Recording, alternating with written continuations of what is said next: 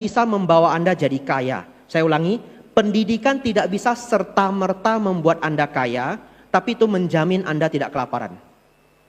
Jadi kalau Anda lahir di keluarga yang sulit, kejar pendidikan dulu setidaknya S1. Itu asuransi Anda. Lalu Anda jangan berdebat. Bante katanya itu ada bos kuliah tidak tinggi. Betul, cari uang itu ilmunya nggak di kampus. Tapi itu sebagai dasar, ya. Nah, kalau Anda sudah pegang, kalau keluarga Anda mapan, Anda tidak pegang S1 enggak apa-apa. Anda berjuang nggak akan jatuh. Buka toko, buka kafe, buka ini itu, jatuh, pulang rumah istirahat setahun. Betul ya? Minta modal lagi sama orang tua, berjuang lagi. Tapi kalau nggak punya apa-apa, asuransinya adalah pendidikan. Bisa enggak Bante kaya dari pendidikan? Bisa. Tapi ini berkah tadi nomor 2 atau nomor 3, lokasi dan bidang. Ya, kalau keluarga kita kurang mampu, passion jangan diikuti semua. Passion itu mahal. Ya, passion itu apa yang Anda inginkan, motivasi apa yang Anda suka. Passion sacap go persen oleh 35% aja. Contoh, dari keluarga kurang mampu atau pas-pasan ingin sukses di bidang pendidikan. Kuliahnya apa? Kuliahnya seni gitu. Amsyong lah, seni cari uang sulit. Maaf ya, to the point. Kalau Anda mau ngejar uang, kalau nggak mau ngejar uang nggak apa-apa. Kuliahnya apa? Teknik sipil, lalu Anda bangun bangunan. Teknik kimia. Apa pendidikan yang menjamin Anda tidak akan sulit mencari nafkah? Notaris, betul ya? Farmasi, kedokteran, ya. Lanjut. Asuransi yang pertama pendidikan. Yang kedua, pinter secara buku aja enggak cukup. Harus pinter di lapangan. Pinter secara buku kita sebut book smart. Tapi pinter di lapangan kita sebut street smart. Caranya gimana? Kerja sama orang, cari yang bosnya hebat dan mau membangun anggotanya. Tidak semua bos itu pengen anggotanya jadi leader. Anda cari bos yang pengen Anda jadi leader. Ya, Anda ikut dia, Anda akan dapat ilmu lapangan. Waktu saya enggak banyak. Kalau saya lanjutkan ini jadi seminar ekonomi dan kuliner ya. Tapi saya mau ambil yang penting-penting. Yang kedua, anak umur 35 tahun Anda jangan ditipu orang itu. Ya, Anda akan ketemu sangat banyak polisi tidur. Maksudnya apa? Judi, nanti duit Anda habis ya. Trading saham, nah duit Anda habis ya. Money game, setiap 5 tahun, 10 tahun keluar dulu fast track, diamond, BMA, itu setiap 5 tahun, 10 tahun duit Anda habis ya. Jaga tabungan Anda, nabung, kerja keras, punya koneksi yang baik, skill, knowledge, attitude. Semua kembali ke 9 berkah yang tadi sudah saya sampaikan. Kalau setiap poinnya itu tidak ada yang miss, Anda jadi orang hebat. Katanya, kalau orang terlahir cukup pintar dan mau berjuang, dia start dari 0 pun, setidaknya umur 40 dia sukses. Ya, katanya ya, Anda hitung sendiri, lihat di samping-samping Anda. Startnya 0, mungkin, kemungkinan besar umur 40 dia sukses. Kalau bisa lebih cepat, lebih bagus. Tapi jangan kena polisi tidur di setiap persimpangannya.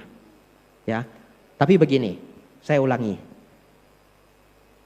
Tidak harus kok jadi bos Huawei. Dari 1000 orang, berapa orang bisa jadi bos Huawei? Betul ya? Anda tidak perlu jadi bos Huawei untuk punya hidup yang baik. Punya tabungan, punya tempat tinggal, punya kendaraan, istri atau suami yang baik, anak yang baik dan lucu ya. Lalu semua terkendali, semua bagus. Saya menyebut Anda sudah sukses besar. Di luar itu adalah bonus. Ya, semoga adik-adik di sini yang umurnya di bawah 35, Anda ikut Dhamma Talk hari ini. Semoga Anda sukses, tidak pernah kesulitan yang berat dalam hidup Anda. Ya, Anumodana. Masih sangat banyak yang ingin saya sampaikan, tidak habis-habis, tapi secara singkat itu yang the best. Ya, ini saya lanjut atau lanjut ya? Baik, pertanyaan nomor 2. Ini yang marah tadi ini ya. Pertanyaan nomor 2. Bante, Ini bagus pertanyaannya, saya suka ya. Bagaimana Bante, kita harus sabar, belajar tidak melepas, harus bijaksana dalam menghadapi duka. Padahal kan namanya kehidupan, seseorang bisa susah tidur ya. Seseorang bisa suka membuli karena mungkin rumah tangganya buruk. Bahkan seseorang bisa bunuh diri karena sakit batin. Tapi pertanyaannya adalah bagaimana melepas kemarahan di dalam batin? Tadi yang bertanya siapa, boleh berdiri atau angkat tangan sebentar? Oh ya, Anumodana ya, pertanyaannya bagus ya. Saya akan berusaha jawab dengan singkat, jelas, padat ya, mengingat pertanyaan masih akan bergulir, masih ada Suhu akan menjawab juga. Jawabannya 3 dulu ya. Nanti kalau entah ketemu di mana mau ditambahin bisa. 1, periksa badan Anda dulu. Kita cerita kemarahan ya, periksa badan Anda. Dalam artian periksa, kalau Anda merasa Anda terlalu gampang marah di level yang tidak normal, kadangkala Anda perlu cek laboratorium. Mungkin tensi terlalu tinggi, ya tensinya 170 gitu. Nah itu bentar lagi stroke Bapak Ibu Saudara ya, 190 gitu. Atau ada gangguan tiroid, gondokan. Ya, orang gondokan gampang marah itu real gitu. Ya, orang gondokan, ada gangguan hormon, atau kadang vitamin D Anda terlalu rendah. Kalau vitamin D Anda terlalu rendah, tingkat depresi Anda bisa meningkat 1500%, 15 kali lipat. Separah itu loh, ya. Dan orang yang asam uratnya terlalu tinggi itu bisa stres juga, badannya bisa depresi. Lalu kadang kadar hormon tidak seimbang, tapi kadar hormon tidak seimbang sepertinya di Indonesia Anda bisa cek. Ya, kalau di luar negeri labnya canggih, dia bisa cek level serotonin, dopamin, oksitosin dan yang lainnya. Kalau badan Anda punya masalah, Anda cari di Toksio Dharma nanti tidak ketemu, betul ya? Karena badannya yang salah. Jadi kalau badannya yang salah, ke dokter. Setelah diperbaiki, hasil lab sudah bagus lagi. Nah kita lihat masalah yang kedua, masalah yang ketiga. Ya, masalah yang kedua, hidup Anda banyak problem. Nah kalau problemnya itu masih bisa terbantu oleh Dharma, maka obatnya adalah banyak mendengarkan Dhamma. Anda catat di HP Anda kalau Anda tidak pernah mendengar nama ini. Bante Panyawaro, Bante Utamo. Beliau adalah 2 guru saya ya. Banyak sekali ceramahnya di YouTube. Anda dengarkan. Setiap hari setengah jam, 1 jam Anda dengarkan. Itu obat kalau Anda punya problem yang rasanya kok tidak selesai-selesai. Apa hubungannya Bante? Karena begini, problem itu kembali itu kadangkala sumbernya itu 3. Sengte tham sim tai yet sim. Sengte tham sim tai yet sim. Kemarahan, keserakahan, ego dan kesombongan. Begitu ya? Nah ini obatnya apa? Ini obatnya mendengarkan Dharma, tapi harus sering. Kenapa harus sering Bante? Karena manusia itu auban, keras kepala. Anda sudah dengar Dharma 1-2 kali, pulang masih marah enggak? Masih, makanya dengarnya 15 kali, 20 kali. Dengan model yang berbeda-beda. Itu turunnya pelan-pelan Bapak Ibu Saudara ya. Saya testimoni asli, saya dulu pemarah. Saya belajar baca buku Dharma, saya baca buku Achan Brahm, buku Achan Cha, bukunya Lungta Mahabua ya, buku apapun yang bisa saya temukan pada zaman itu sebelum saya jadi biku.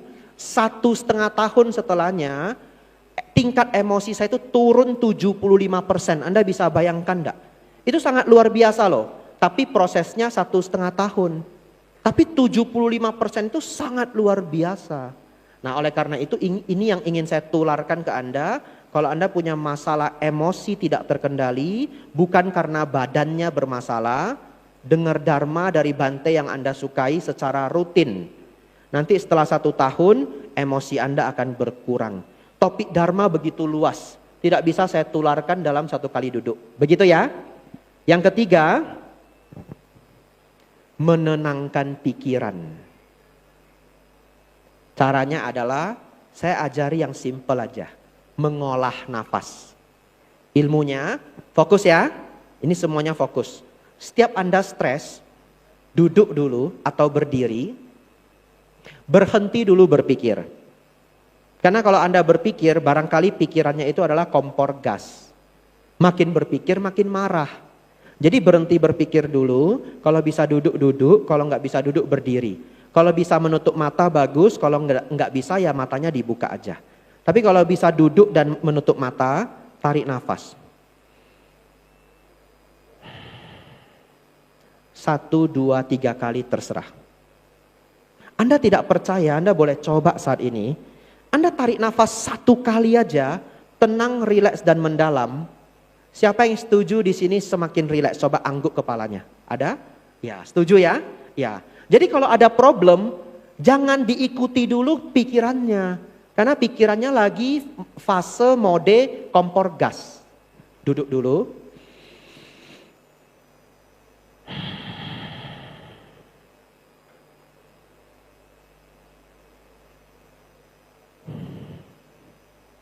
Dua kali, 3 kali. Kalau waktunya banyak ya 5 menit. Setelah hatinya tenang baru berpikir. Kenapa Bante setelah hatinya tenang harus berpikir? Karena Anda sedang menghadapi masalah, betul ya? Masalah harus dipikirkan. Kita belajar Dharma bukan menghindari masalah. Tapi kita menangani masalah dengan kepala dingin. Dengan hati yang dingin. Caranya dinginkan dulu mesinnya. Dan itu harus dibiasakan. Kalau Anda mau praktek dengan beneran, ya Anda boleh cari ceramah video YouTube saya yang lainnya. Karena di talk show hari ini saya mau bikin yang versi singkat aja. Karena saya tahu diri ya, waktu ada batasnya, ya toh. Tapi ceramah saya di tempat lain itu ada yang 1 jam, ada yang 2 jam gitu. Anda boleh latihan setiap Anda ketemu lampu merah. Kalau Anda bawa motor atau bawa mobil, setiap ketemu lampu merah kan dulu marah, kesel ya. Sekarang setiap ketemu lampu merah, nafas, tenang, rileks dan bahagia. Kalau Anda yang tidak membawa kendaraan, setiap menunggu apa saja. Pagi pergi beli nasi lemak ya. Nasi lemak Kak 4 bungkus. Iya. Begitu dia mulai membuat nasinya, atau kita harus mengantri nasi lemaknya itu, kita nafas masuk, nafas keluar. 2 nafas, 3 nafas cukup. Setelah itu Anda mau keluarkan HP, mau main HP silakan. Kenapa Bante kita harus melatih cukup 2-3 nafas setiap kali kita menunggu? Itu melatih alam bawah sadar Anda. Kalau ketemu problem atau stres itu enggak langsung meledak, ngerti? Enggak langsung dup meledak. Tapi Anda selalu punya jeda untuk mendinginkan mesin Anda. Pertanyaan saya, ketika Anda bertemu sesuatu yang membuat Anda marah, bisa enggak hanya dengan 1-2 nafas kemarahannya lenyap? Nggak bisa, jujur aja. Tapi kemarahan itu kalau berkurang 30% aja udah sangat luar biasa. Kenapa Bante? Fokus ya, ini terakhir ya. Kenapa berkurang 30% aja berharga? Karena begini, kita anggap ya ini termometer ya. Kita anggap ini termometer. Kalau dia melewati 70 derajat dia meledak. Begitu ya. Nah Anda adalah termometer ini. Anda lagi marah ini. Panas. Begitu nyentuh 71 derajat, pecah. Pecah ini namanya apa? Ngamuk. Sekarang Anda punya skill yang baru. Ini sudah mau marah ini. Nafas masuk, nafas keluar. Turun 30%. Jadinya apa? Enggak meledak. Mau 70, turun ke 49. Kalau enggak meledak, kenapa Bante? Kalau enggak meledak, kita tidak dipecat. Kalau tidak meledak, keluarga tidak hancur. Kalau meledak bagaimana? Hancurlah kehidupan. Contoh, kita diomeli bos. Meledak kita. Pak, Bapak pikir saya takut sama Bapak? Sama-sama makan nasi kita. Apa salah saya? Kamu 2 tangan, saya 2 tangan. Apa? Ya enggak apa-apa. SP3, betul enggak? Ya enggak apa-apa juga ya, sama-sama makan nasi ya, tapi dipecat. Besoknya apa? Tolonglah Pak, anak saya masih sekolah, istri saya hamil, sudah 7 bulan. Lalu bosnya bilang apa? Ya kenapa? Kan kita sama-sama makan nasi. Nah, amsyong kan? Makanya jangan meledak. Ini lewat 71 derajat meledak.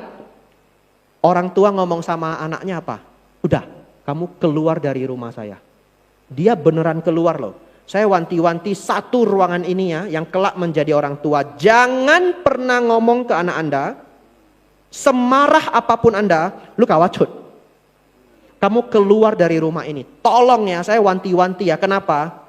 Kalau dia anak yang alfa, anak yang kuat, dia beneran keluar loh.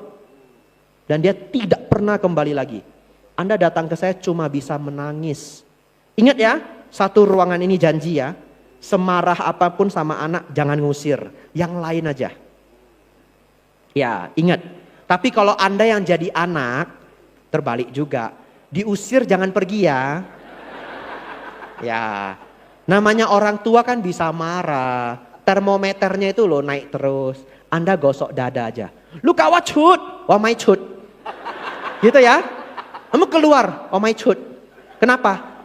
Saya nggak mau keluar kenapa? Siapa suruh you lahirin saya? Gitu ya. Nah, jangan mau keluar. Ya.